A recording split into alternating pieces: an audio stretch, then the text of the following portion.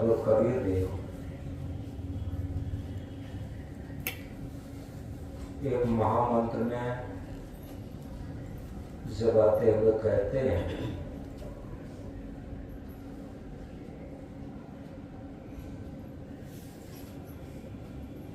ज्ञानी ध्यानी संयमी दाता सूर अनेक, जपिया तपिया बहुत है, शीलवंत कोई एक।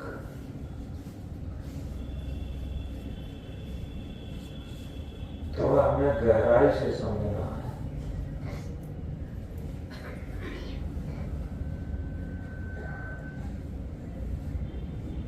कुछ ज्ञान की बातें सीख लेने से अपने को ज्ञानी मान लेना, कुछ ध्यान की स्थिति थोड़ी बहुत जान करके आंख बंद करके बैठ के अपने को ध्यानी मान लेना, कुछ थोड़ा बहुत संयम करने के बाद अपने को संयमी होने का अहंकार कर लेना, कुछ थोड़ा बहुत दान पुण्य कर दिया हो अपने को बहुत बड़ा दानी मान लेना, और कुछ थोड़ी बहुत वीरता के काम करने से अपने को बहुत बड़ा वीर मान लेना, सूरवीर मान लेना, ये सब छोटी बात है। बड़ी बात क्या है? शीलवंत कोई एक। शीलवंत होना बहुत बड़ी बात है। शीलवंत सबसे बड़ा सब रत्नों की खान, तीन लोक की संपदा रही शील में आन। शीलवंत होना सबसे बड़ा है दुनिया में। हम कुछ न जानते हो, केवल शीलवंत हो जाए। शीलवंत होना क्या है? यथार्थ में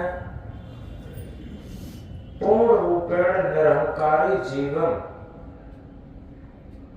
और आत्मा के तन पर जिया हुआ जीवन, हृदय के धर्म कांटे पर तुला हुआ व्यवहार, ये शीलवंत का लक्षण है। तो शीलवंत होना ये प्रतिक्षण की सावधानी है।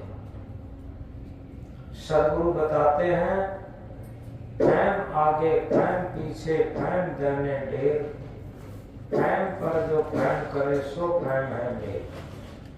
आगे सावधानी, पीछे सावधानी, दाएं सावधानी, बाएं सावधानी, और सावधानी पर जो सावधानी करता है उसी की सच्ची सावधानी। सदगुरु श्री विशाल देव ने कहा है, चौराहा का दूत ज्यों लखत रहो चौर, करत इशारा सबों को बचत रहे निर्भय। चौराहे पर एक सिपाही खड़ा होता है, वो सभी को इशारा कर करके बचाता रहता और स्वयं भी बचा रहता। ऐसे ही इस संसार में हम चौराहे के दूत के समान बड़ी सजगता सावधानी से दूसरे लोगों को बचाते हुए और स्वयं बचे रहें, ये बहुत बड़ी बात है। इसलिए किसी तीर्थ में जाने के बाद फिर हमें अहंकार हो जाता है, हमने तो अमुक अमुक तीर्थ किए, सारे तीर्थ कर डाले, हम तो हाजी साहब हो गए। और इसी तरीके से पता नहीं किस किस तरीके के अहंकार पाल लेते। ये सारे अहंकारों का लवादा शीलवंत में उतर जाता। शीलवंत जब होता है उसे लगता है, कबीर हम सबसे बुरे, हम ते भर सब कोय, जिन ऐसा कर जानिया मीत हमारा सो। वही हमारा सच्चा मित्र है, वही शीलवंत है, वही ज्ञानी ध्यानी है, सब कुछ वही है। क्योंकि ज्ञानी उसे नहीं कहते जिसने वेद शास्त्र, गीता, रामायण, भागवत, उपनिषद, बीजक सब रट लिया। ज्ञानी वो है जो अपने अज्ञान को जानता, जो अपनी गलतियों को जान करके निकालने का प्रयत्न करता, वो ज्ञानी। निरंतर ज्ञान का विकास यही है कि जो दिन आता जाए हम अपने मन के विकारों को खाली करते जाएं और हमारा मन निर्विकार हो जाए, शुद्ध हो जाए, निर्मल हो जाए। ये ज्ञानी के लक्षण है। तो इस प्रकार ये आज की अंतिम सभा है। हम एक विचार करेंगे। विचार क्या करना है कि जो कर्तापन का अहंकार है वो हमें आगे नहीं बढ़ना देता। हमेशा जिस साधक के, जिस भक्त के, जिस संत के ये लगा रहता है कि अपनी बात को, अपने कर्तव्य को बढ़ाकर के कहता, अपने गुणों को बढ़ाकर के कहता, तो वही सबसे बड़ा अज्ञान है और वही सबसे बड़ा बाधक है हमारी साधना में। हम दूसरे की छोटी गलती को पहाड़ के समान देखते हैं और अपनी बड़ी गलती को बहुत छोटा करके देखते हैं। ये अज्ञान की बात है। ज्ञान की बात है अपनी छोटी गलती को बड़ा करके देखना और दूसरे की बड़ी गलती को छोटी करके देखना। ये ज्ञान की बात है। तो इस प्रकार एक छोटी सी बात से समझेंगे। ये हमने सुनाया भी है, आपने सुना भी है, आप जानते भी हैं, लेकिन सब्जेक्ट के हिसाब से, प्रकरण के हिसाब से उसे कहना है। राजा जनक की कथा बहुत संक्षेप में। राजा जनक सो गए। सोते हुए में देखे कि हम भिखारी बने, दर दर की भीख मांग रहे, और भिक्षा में माताओं ने कुछ दाल चावल दे दिया और दाल चावल लेकर जंगल में एक चूल्हा बना करके और खिचड़ी एक हड़िया मांग के लाए, उसमें बनाने लगे। खिचड़ी पक गई। बर्तन न होने के कारण केले के पत्ते में ठंडी करने के लिए रखी। तब तक जंगली भैंसे लड़ते हुए आए, खिचड़ी को रौंदा और राजा जनक को भी रौंदा।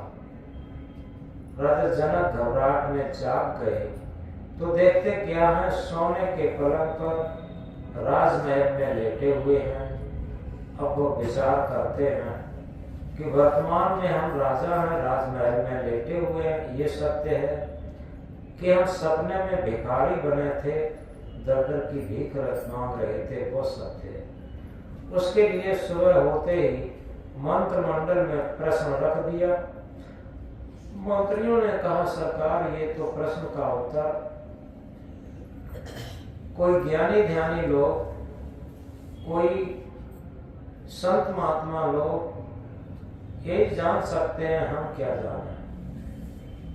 राजा ने ढिंढोरा पिटवा दिया अपने पूरे राज्य में। बड़े बड़े पंडित, बड़े बड़े संत महात्मा, मुल्ला मौलवी और बड़े बड़े आचार्य ये सब आने लगे।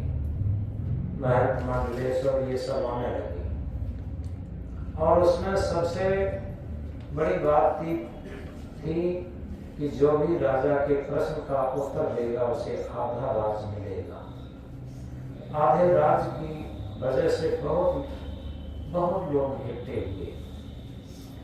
अब राजा अपना प्रश्न रखता, सही उत्तर न पाने पर उनको नजर कैद करता जाता। काफी विद्वान नजर कैद हो गए। राजा ने कहा, यहीं भजन करो, यहीं भोजन करो। एक किशोरावस्था में अष्टावक्र नाम का लड़का, जिसके पिता का नाम कहोड़ मुनि था, वो कहोड़ मुनि का बेटा अष्टावक्र लड़कों के साथ अपनी कुछ ज्ञान चर्चा की बात कर रहा था। लड़कों ने कहा कि अष्टावक्र तुम बड़े ज्ञानी बनते हो, तुम्हारे पिता तो राजा जनक की कैद में बंद है। अष्टावक्र ने अपनी माँ से पूछा कि माँ, क्या पिताजी राजा जनक की कैद में बंद है? माँ ने गहरी गहरी सांसें लेते हुए कहा कि बेटा, पिता ही नहीं बंद है, बड़े बड़े विद्वान बंद हैं, राजा के प्रश्न का कोई उत्तर ही नहीं दे पाता।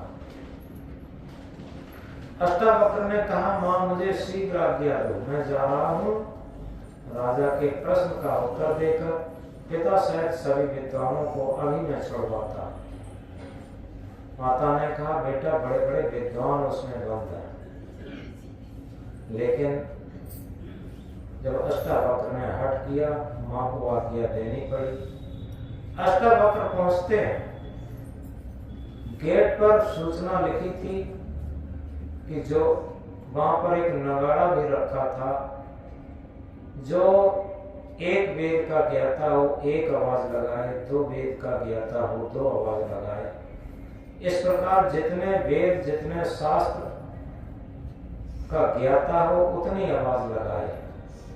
अष्टावक्र जाते हैं, चोग उठाकर नगाड़े में सैकड़ों आवाज लगा दी। सब लोगों ने समझा कोई पागल आ गया। एक तो 8 अंगों से टेढ़े मेढ़े बदसूरत और दूसरी बात सैकड़ों आवाज लगाई। शर्त के अनुसार जो भी आवाज लगाए राजा के सामने उपस्थित किया जाए। सिपाहियों द्वारा अष्टावक्र को अंदर ले जाया गया। वहां विद्वानों की सभा देख रही थी अब कि कौन इतना बड़ा विद्वान आया है जिसने सैकड़ों आवाज लगा दी। लेकिन जब सिपाहियों द्वारा ले जाए गए तो देखते क्या हैं, 8 अंगों से टेढ़े मेढ़े बदसूरत अष्टावक्र आ रहे हैं। उनको देख करके सारे विद्वानों की सभा हंसने लगी। विद्वानों की सभा जब हंसने लगी, अब यहां से सार बात है समझना। लेकिन अष्टावक्र हंसे, अष्टावक्र खींचे नहीं, वो खिलखिला के हंस पड़े। जब अष्टावक्र खिलखिला के हंस पड़े तो शास्त्र ज्ञानी लोग खींच गए और खींच करके बोले, अष्टावक्र तुम कैसे हंसते हो?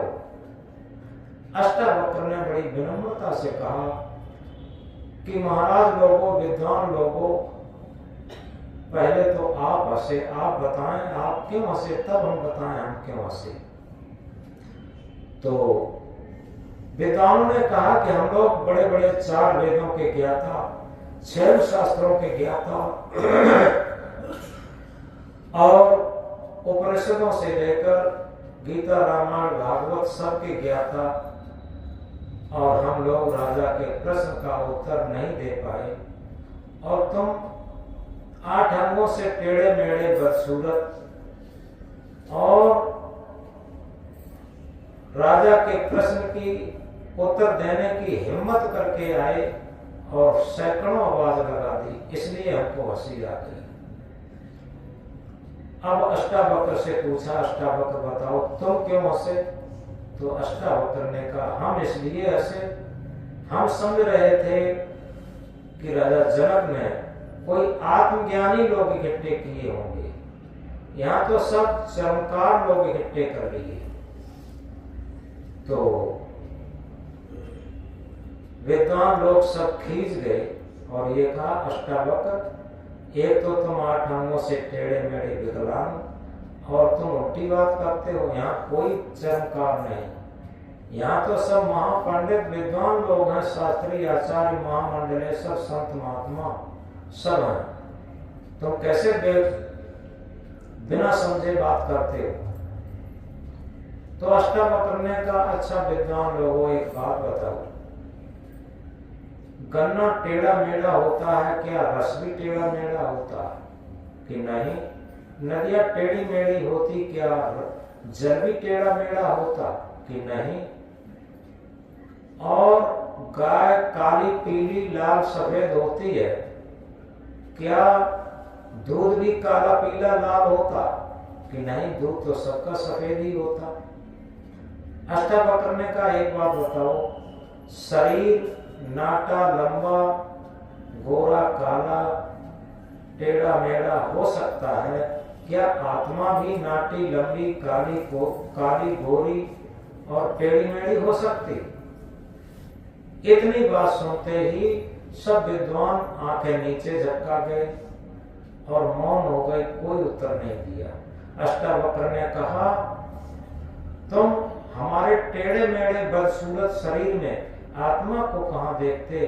तुम तो केवल ऊपर चमड़े को देखते हो, शरीर को देखते हो, इसीलिए तो चमत्कार हो। अगर आत्मा को देखते तो आत्मज्ञानी होते। विद्वान लोग सब चुप हो गए। इसके बाद अष्टावक्र ने जनक से कहा, कहाँ है राजा जनक और क्या है उनका प्रश्न? राजा जनक भी समझे कि इसने तो सारे विद्वानों को बंद कर दिया, बोलना ही बंद कर दिया। उन्हें ले जाकर के आसन दिया, उचित आसन पर बिठाया और इसके बाद दोहराई बात अपनी कि एक बार हम सो रहे थे राजमहल में, सपने में हम भिखारी बन गए और भिक्षुक बनकर के दर दर की भीख मांग रहे थे। माताओं ने कुछ दाल चावल दे दिया। हम जंगल में खिचड़ी पकाई, केले के पत्तों में ठंडी कर रहे थे, भूख लगी थी। तब तक जंगली भैंसे लड़ते हुए आए, खिचड़ी रौंदी, हमें भी रौंदा। उस घबराहट में हम जाग गए तो देखते क्या है, सोने के पलंग पर राजमहल में लेटे हुए हैं। अब हम पूछते हैं, ये सत्य है कि बहुत सत्य है जो हम सपने में देख रहे थे?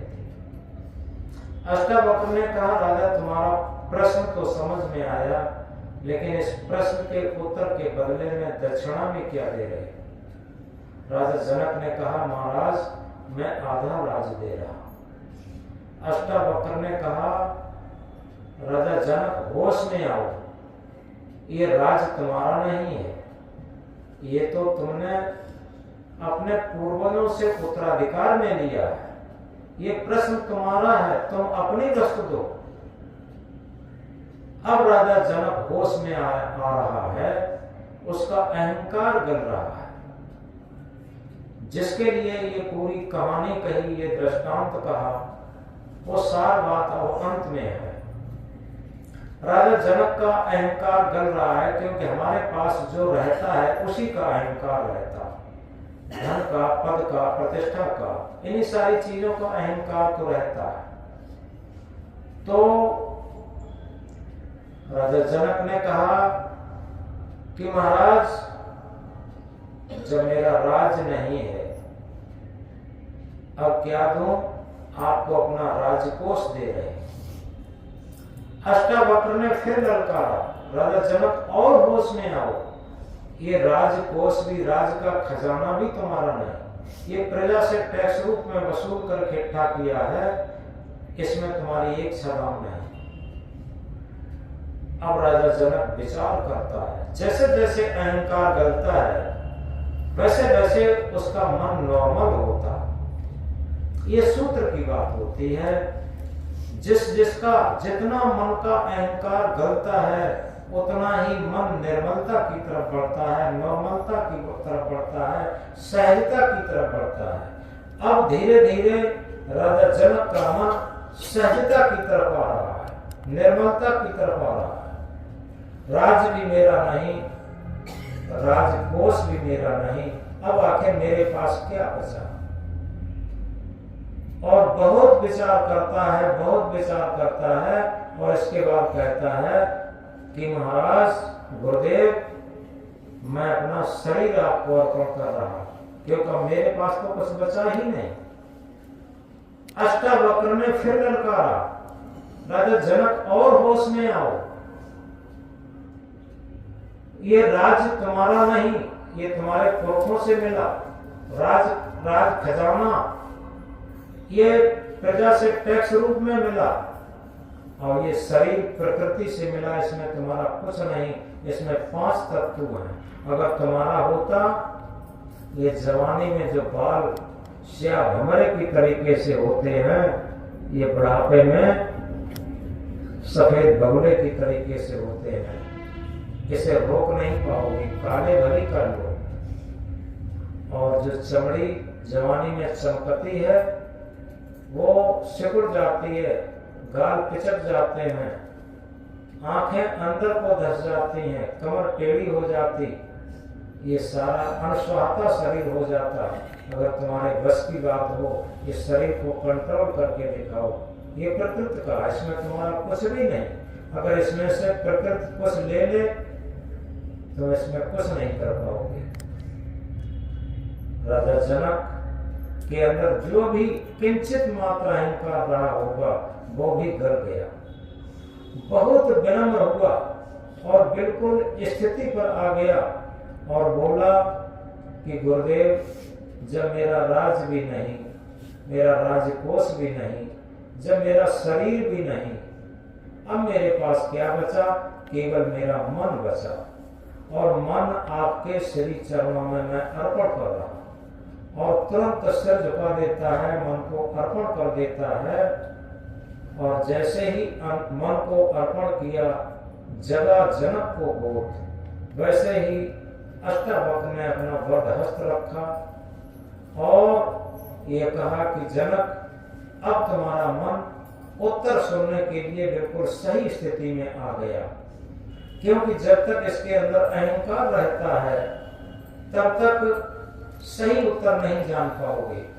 अब स्थिति आ गई है तुम्हें तुम्हारे प्रश्न का उत्तर देने के लिए, और तुम अब सही तरीके से उत्तर समझ पाओगे। अष्टावक्र ने कहा कि राजन, अब बताओ, जिस समय तुम दर की भीख मांग रहे थे, खिचड़ी पका रहे थे, उस टाइम क्या राजा भी थे? अष्टावक्र ने कहा कि नहीं, राजा तो नहीं थे, तब हम एक भिक्षुक थे। तो अष्टावक्र ने कहा, एक बात बताओ, जब तुम भिक्षुक थे, दर की भीख मांग रहे थे, तब तुम तो थे? कि हाँ, हम तो थे उस टाइम। अच्छा, एक बात बताओ, अब तुम राजा हो, राजगद्दी पर बैठे हो, क्या इस टाइम भिखारी भी हो? कि नहीं, मैं भिखारी नहीं हूं। कि इस टाइम भी तुम हो कि नहीं हो? कि हाँ, हम तो हैं। अष्टावक्र ने कहा, जनक, तुम्हारे प्रश्न का उत्तर है। तुम कहते थे ये सत्य है कि वो सत्य है, इसे गहराई से समझो। जो रात्रि में सपना देख रहे थे वो एक छोटा सपना था, और जो तुम जन्म से लेकर मृत्युकाल तक देखते हो वो एक बड़ा सपना है, वो भी सपना है। और दोनों सपनों के दृष्टा तुम सत्य हो, ना ये सत्य है ना वो सत्य है। तुम पूछ रहे थे जो दर की भीख मांग रहे थे वो सत्य है, भिक्षुक बनकर के वो सत्य है, या मैं राजगद्दी पर बैठा हूं ये राजा, ये वो सत्य है। तो अष्टावक्र ने कहा, ये दोनों सपने हैं। एक आंख बंद करके सपना देखा जाता, वो रात्रि का सपना होता है, छोटा सपना होता है, और एक खुले नयन से जन्म से लेकर मृत्युकाल तक देखा जाता है, ये बड़ा सपना होता है। एक बड़ा सपना है, एक छोटा सपना है, और दोनों सपने हैं, और दोनों सपने का दृष्टा आत्मदेव तू सत्य है, चेतन देव तू सत्य है। जैसे ही ये उत्तर सुना, राजा जनक ने अष्टावक्र के चरणों में सर झुका दिया और कहा, गुरुदेव मैं कृतकृत्य हो गया, मैं धन्य हो गया आपका उत्तर सुन करके। और उसी दिन से राजा विदेह कहलाने लगा। विदेह का अर्थ ये नहीं है कि देह कहीं चली गई, लेकिन देहातीत अवस्था। और इसीलिए हम ध्यान के समय कहा करते हैं, जब शरीर अशरीरी अवस्था में हो, इंद्रियां अतीन्द्रिय अवस्था में हो, मन अमन की अवस्था में हो, उस समय हम ध्यान में उतर सकते हैं। और उसी स्थिति को अष्टावक्र ने जनक की ला करके उस ध्यान में, उस आत्म साक्षात्कार में उसे स्थित कर दिया और वो विधेय स्थिति की स्थिति में आ गया। देह रहते हुए और देह के सारी वासनाओं से, सारी कामनाओं से अलग हो जाना, ये देह से विदेह की स्थिति होती है, अमन की स्थिति होती है, अतीन्द्रिय की स्थिति होती है। तो इसी को कहा है, सपने सोया मानवा खोल जो देखे नैन, जीव परा और लूट में न कस नैन न दे। ये मानव सपने में सोया है, क्योंकि जन्म से लेकर मृत्यु काल तक ये बड़ा सपना है, इसी सपने में खोया रहता है। सपने सोया मानवा खोल जो देखे नैन, अगर उसके नेत्र खुल जाए। कौन से नेत्र? अंदर के नेत्र। अंदर के नेत्र जिस क्षण खुल जाए, जिसे विवेक नेत्र कहते हैं, और जिस क्षण विवेक का नेत्र खुल जाए तो क्या होगा? जीव परा और लूट में न कछ लेन न देन। उसे लगने लगेगा कि हमारी अंतरात्मा रात दिन मन इंद्रियों का साथ देकर के बहुत लूट में पड़ी है, लेकिन न कुछ लेन न देन। आखिर अंतिम समय तक जितना भी मैंने जखीरा इकट्ठा किया था, वो कुछ भी साथ आज मेरे नहीं है। और इसीलिए कहा, संग चले सोई धन है प्यारे, छूट जाए सोई माया। तो संग चलने वाला धन क्या है? यही भजन साधना, परमार्थ, धर्म, भक्ति, जिसके लिए आप लोग यहाँ आए हो। उस स्थिति, आत्म स्थिति, आत्म साक्षात्कार, यही तो सच्चा धन है और यही तो सच्चा जीवन है। तो इसलिए एक कहानी के माध्यम से ध्यान की सही विधि बताने के लिए, क्योंकि सहज रूप में हम समझ सकें उस चीज को। जब तक हमारा मन निरहंकारी नहीं होगा, तब तक हम सही तरीके से अपने अंदर आत्म साक्षात्कार की स्थिति में नहीं होंगे। अब आए इसी अभ्यास में उतरेंगे और चौथा सूत्र सुबह को होगा।